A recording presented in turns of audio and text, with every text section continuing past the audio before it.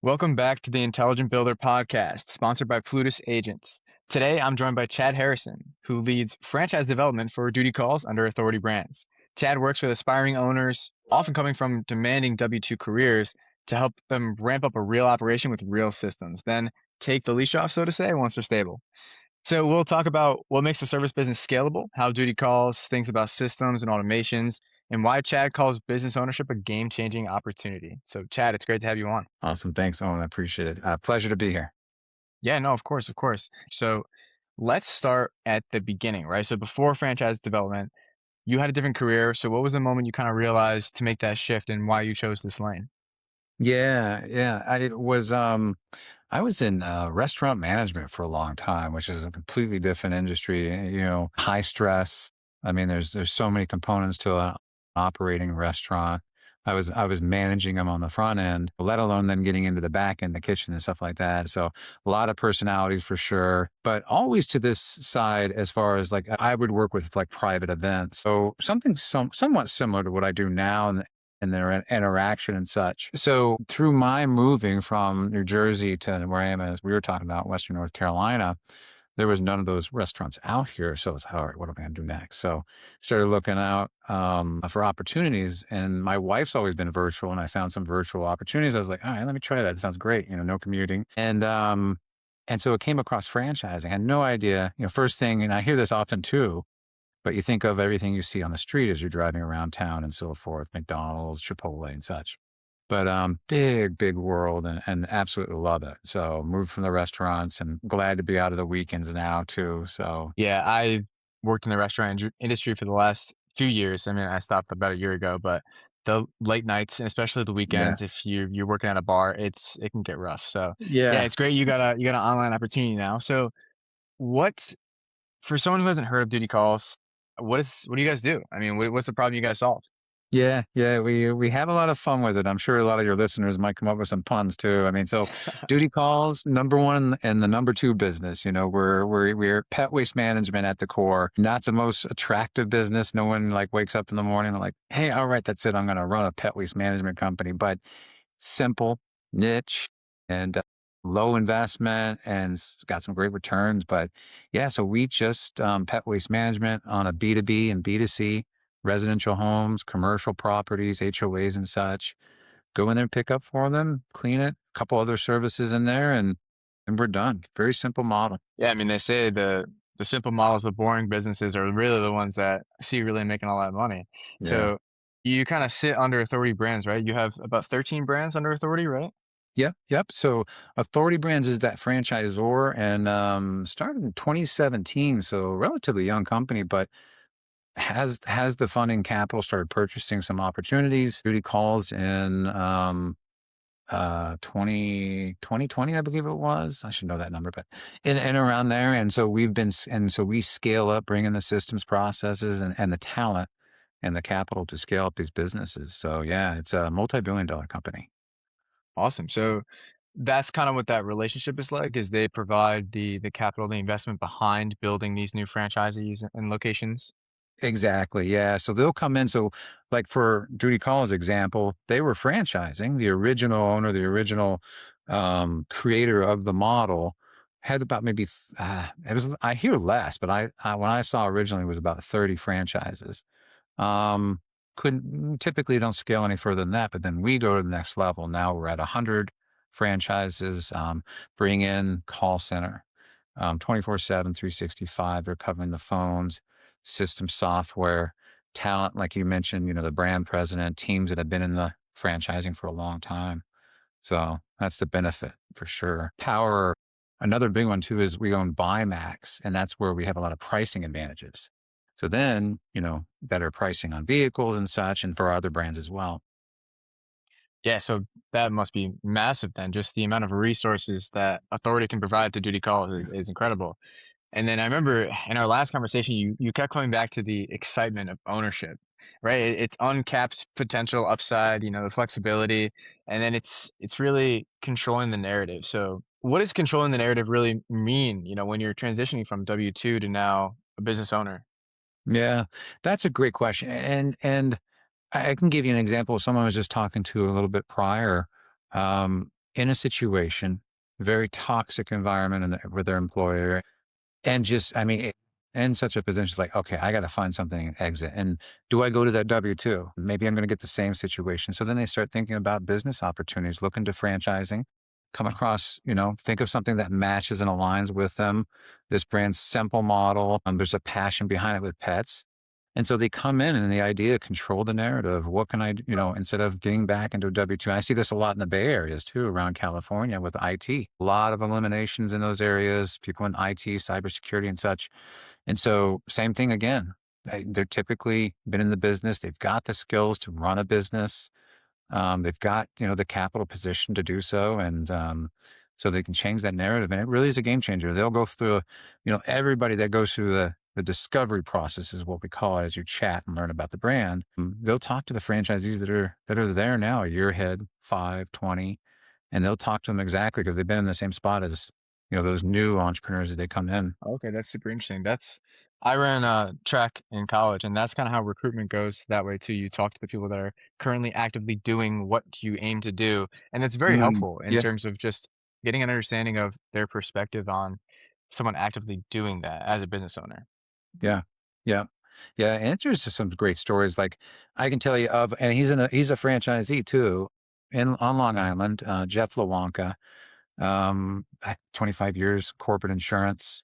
He had a business when he was younger and just never really got into it. Now he's at a point where his story will be, to anybody chats with him. I should have done this a long time ago, game changer. And so we see that, and it just makes it exciting for us on our end because we can be there to help facilitate that. So, and a lot of us get into business ownership too as you begin to kind of learn about this. So, Yeah, I bet, and especially looking back to you're almost always going to be like, oh, I should have started this when I was, 20 yeah. years old instead of, 50 years old. Yeah. What do you think is maybe the most common story that you hear from W-2 earners that were in a great job, but the money kind of felt capped? Like Yeah. what really pushes them over the edge to go into business ownership? Yeah, exactly what you said too. Like from that angle is being capped in salary, no more, vertical movement. Just or they see the writing on the wall with AI, any kind of possible elimination down the road, even especially with all we hear about the government jobs and such right now as they're changing. I think that's typically the scenario. And then what's interesting is I mean, I've had some as young too, coming in as franchisees in the 30s, early 30s, but to be able to, they typically have the skills at that point. They're ready, funding, and it's just make that decision, make it happen. Yeah, no, that makes a lot of sense. Mm. So that's how people get into it. That's how they feel when they're in it. But when you're really helping them start out, when you're ramping that up, what is I liked it, maybe not typical, maybe like the best case scenario, the first 30 to 90 days, what does that look like for a new franchisee owner? Yeah, that's what's great about our process is as they go through that, they can validate. And so they can talk to the guys that are a year in. They can say, oh yeah, this is exactly what I did. And then they can learn from them or they say, hey, I had a few steps here that I could have done better. Do this instead of what I did. But typically you're talking about the onboarding, the first month. And for this business, it just takes a month to get up and running. Very simple model. No brick and mortar, no inventory. And so that first month is onboarding, getting systems, getting your truck. Last week we're virtual, all virtual training. So virtual training for it. And then after that, couple months, you're learning the process systems, getting, used to the routing and to the processes, and then off to the races. Yeah. And we've got some great stories year in, 5 years too. Tell me some of those stories. What about, I mean, what's a great 1 year story and a great 5 year story? Yeah. I think with Jeff's, he's 2 trucks in now. He's a year in, 2 trucks. And this is kind of the goal, that first year. And for most businesses too, is getting to that next truck, whether it be a second, third. And so for Jeff, yeah, year in, over 100 customers. He actually he's free marketing, jumping on the local radio network that covers all of Long Island for free too. Because first of all, it's pet waste management, so this has some funny jokes about it. But then small business owner, game changer. Wish he could have done it a long time ago. Franchisees, 20 years in. Amy Wise, I think she's just turned probably 20 now in the business, and she's in a position now where she's what we call semi-absentee. She's got the team in place, she's got the talent, and so she all of a sudden figured out or found herself. I don't know, maybe a few years ago that what do I do now? So she's got all this time. So she actually works on our corporate side as a coach and does a lot more too as well on that. But so, end result down the road, 20 years or 5, 10, you begin to pull back and just kind of manage the business. Earned absenteeism is what we call it. Yeah, I mean, that really is the goal, is to build an asset that can generate you income without you having to be there every single day working in the business rather than Yeah. on the business. Yeah. Yeah. Yeah. Yeah. And it's got that model, if the franchise model has got that proven plan, is what we call it, proven success, and just follow the system. That's it. Yeah. Yeah. Are there any non-negotiables for franchisee owners, like maybe in terms of mindset or availability, their drive that you kind of look for? Yeah, that's a very good question. I would say, typically, again, I mean, and from the mix that I see coming in, what we would say is, who do you see as your candidates? It is really a mix: C-suite, blue collar, white collar. Some have businesses, some it's first time business. But just being able to follow the system, stay engaged. That's it, really, at the end of the day, for this model. Yeah. Yeah, no, Most. that makes sense because you have such a simple model. I Mhm. was kind of curious too if there's anywhere that these new owners might get stuck or make maybe Mm. common mistakes in the beginning that you've kind of seen over the years. Yeah.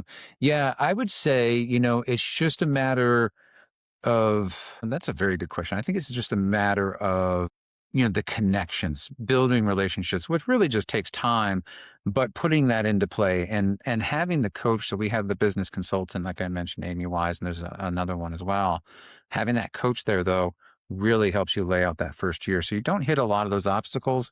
But I would think at the end of the day, it's probably the relationship side, just taking time to build the relationships, HOA communities, becoming a member of the Chamber of Commerce and such is usually the one that takes a little time and probably some learning involved. Yeah, it definitely takes a little bit of time, and it can be a unique skill set that they didn't experience in a previous, career or job. Mm, But that's great. You have the guidance there with the coaching, and then with the network as well. Being able to be in contact with the owners that are 5, 10, 20 years ahead is yeah. super key. And I know you're really big on systems, right? And you have a little bit of automation in there too. So Uh-huh. let's say I was shadowing a franchisee owner. What's something that I'd immediately notice is different from an average operator, we'll say? Mm. Yeah, it is, to your point, the efficiency of the automation. So what we have is called Service Minder, and then, of course, we customize it to our business. But that's your route optimization to make sure you're running efficiency. So what they're going to see is the efficiency from location to location. They're going to see, the communication within the app to, again, if, for however many visits you have in that day for that one truck, all that communication will all of those customers. Because 99% of the time we don't see the customers. So all automated that way, even down to taking a picture of the gate saying, hey, the gate's closed, your dog's not going to be running around outside. So even to that level, it's very important to us. But um to the truck itself, the wrap, the logo, which is a big part of marketing. And then the fact that the phone's not ringing because we've got call center taken care of. So, they're not having to worry, which can be, I mean, any service business is a challenge. Restaurants, as you know too, on that end, I mean, that phone just doesn't stop. It's so big differentiator for us, that call center. Yeah, that's huge because it can Mhm. be rough, especially if not that the training would be bad for those customer service reps, but it can be difficult to sit there all day. So if you got a good amount of people in there really handling all the calls, that's super Mhm. key. And then it seems like efficiency maximization is really the primary driver for Yeah. the success of this service-based business so far. What are some maybe a couple processes that you really focus on because it drives the customer experience side of the business? Yeah, definitely going to be. I mean, as simple as it is, and again, like to our background, our restaurants, where you can really kind of see it in any industry, it's just being professional, being there on time. I think on the fact too that we take extra steps in terms of like sanitizing our equipment, our fee as we move from house to house, because diseases and stuff can be transmitted. And same on the commercial side, cleaning the pet stations properly and such. So we add value there, and just I think adding value in the community too, from Duty Calls position, our team, our ops team, the brand president, values, our vision for the business model, and adding value in the community is so important to us, not just being transactional, so to speak. So I think that's a big one there. Yeah, no, it definitely is. It gives you a good light in terms of brand recognition too. It exudes the Yeah. customer experience. And there was jumping back to the call center actually, you mentioned an internal tool called DoodyBot or something along that, right? Yeah. Yeah. Can you kind of walk me through that, like in plain English? What does that really do? Yeah, yeah. Yeah, so, I mean, and we always joke around we're pretty sophisticated for, a pet waste management company, but, yeah, so DoodyBot was just a joke name, but her name is Sarah, and so we call her DoodyBot joking around, but Sarah, is our AI bot that'll cover the odd hours. So for the call center, busiest time for the call center is 11 at night. So we have a live commission-based team, but they're usually wrapped up by that time. So then we've got the AI that'll cover that. And so not just the voicemail too, because older call centers and some people are still, models might be still be using is just a voicemail essentially. But for us, we're scheduling it, booking it, pricing it, and getting their credit cards because we're recurring revenue. But yeah, that's Sarah, and we've tried to trick her too and see how accurate she is, and it's pretty tight system. That's awesome. That's super, super interesting. And it's something that's becoming big in the service industry too, is that AI bot. But so after Yeah. implementing Sarah, what's changed? Is it like, was it drastic, do you think? Fewer missed leads, maybe better response time, better customer satisfaction, anything like that? Yeah, that's a great question, and it absolutely has speed to lead during that time frame, the off hours too as well. But yeah, yeah, no missed calls and such, missed opportunities, definitely increase in performance efficiency. Yeah, that's great. And then I'm not sure how involved you were with the implementation of that, right? But let's say another home services brand wants to implement something like that. What do you think, just as a rule of thumb, are like, do not do this? Yeah.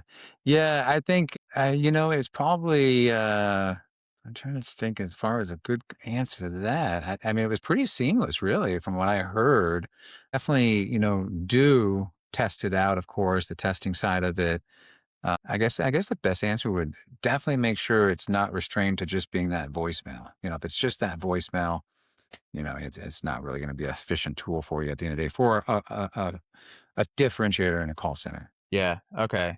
Yeah. The voicemail. I know everyone experiences that a lot, but I hate when I just get a voicemail and it's some AI that just doesn't really understand or it can't Yeah. really help me. It gets pretty Yeah. annoying.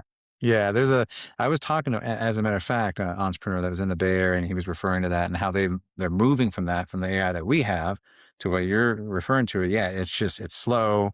It doesn't catch everything you say. That's probably, down the road, the end game, right? For a lot of brands and models is going to be a call center, something quicker, faster that can take care of everything for you.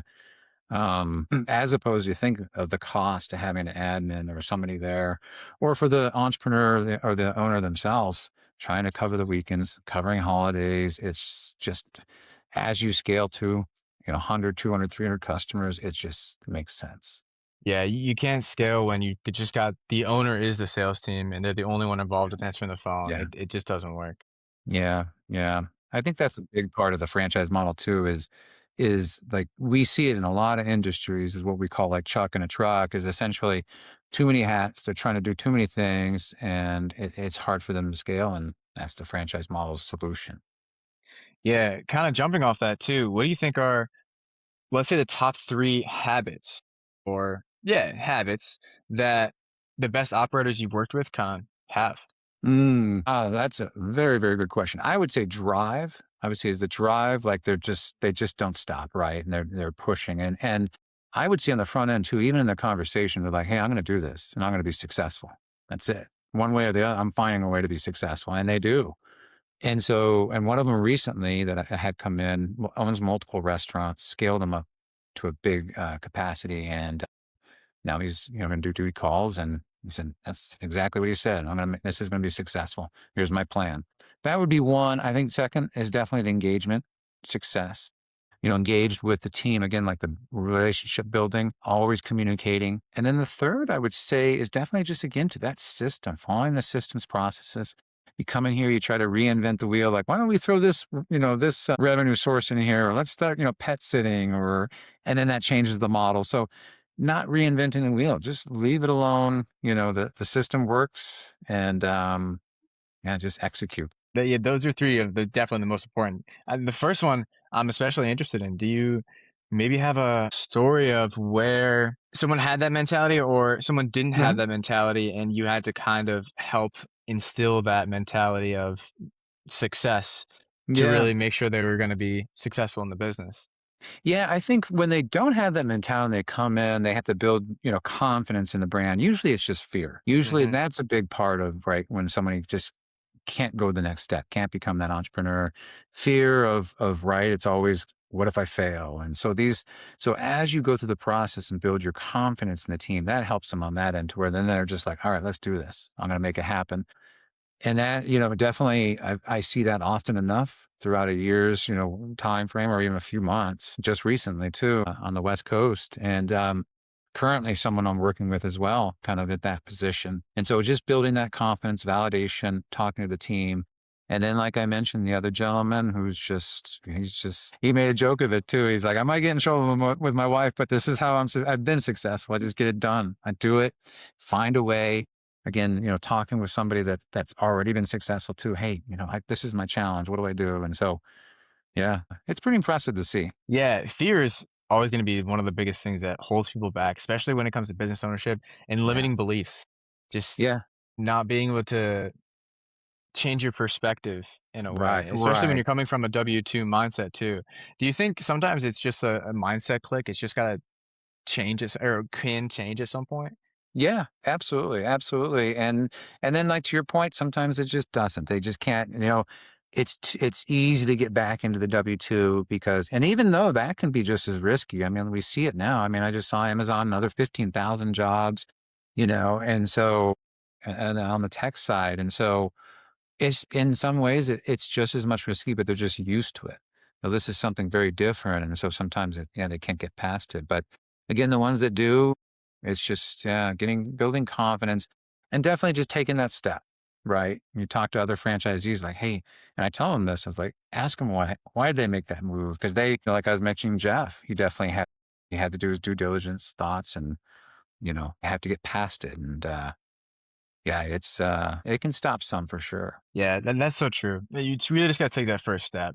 That's Mhm. gonna be the scariest part, and then having that network too is super, super helpful. Right, And right. yeah, you're right. It would think the Amazon's laid off what over 30,000 now in total, something crazy like that. So yeah, there Mm, can be a little bit of job insecurity too, if mhm, you're thinking of switching back. But I guess staying on this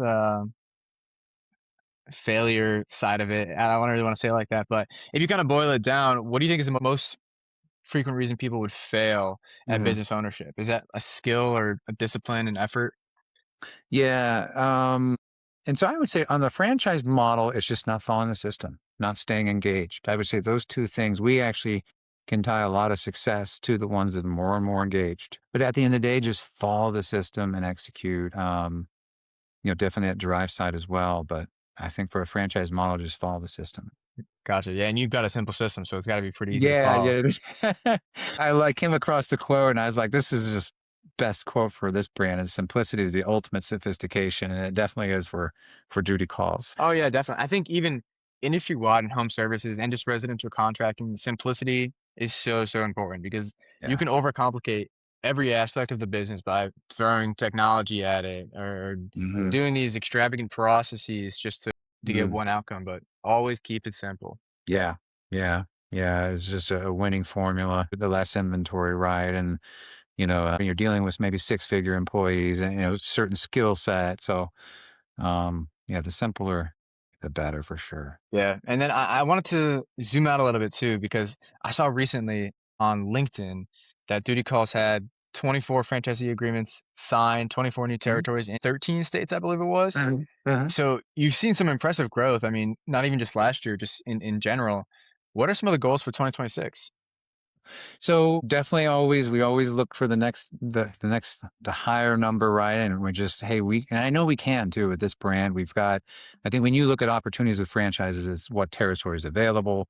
Is it a good model? And we have both of those. And so, yeah, I think, we're hoping to bring in franchisees, entrepreneurs of around, 27 to 30 this year, expanding with existing owners too as well. So there's existing owners that however long they've been operating, let's get your territory that you have next to you.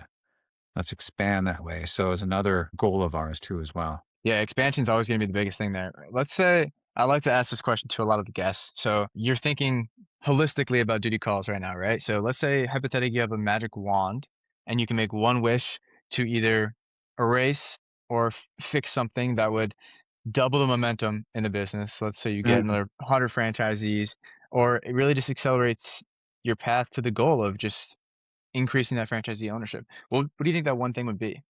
Hmm. I think it's probably what we were talking about is that fear factor.